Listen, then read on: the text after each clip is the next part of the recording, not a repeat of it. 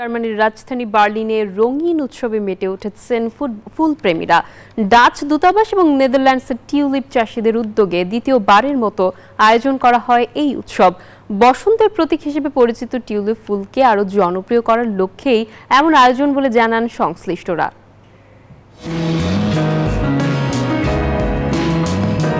বসন্তের রং যেন নেমে এসেছে মাটির বুকে।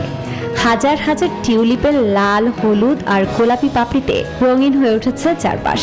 আর সেই সৌন্দর্য উপভোগ করতে ভিড় করছেন দর্শনার্থীরা। এই দৃশ্য জার্মানির রাজধানী বার্লিনের।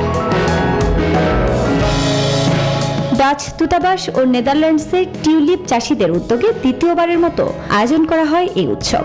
বসন্তের প্রতীক হিসেবে পরিচিত টিউলিপ ফুলকে আরো জনপ্রিয় করা আয়োজনের লক্ষ্য।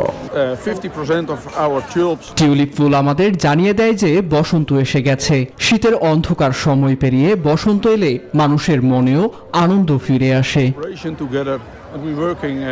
10টি করে টিউলিপ নিজের হাতে বেছে নেওয়ার সুযোগ পেতে অনেকেই ঘন্টার পর ঘন্টা লাইনে দাঁড়িয়ে অপেক্ষা করেন।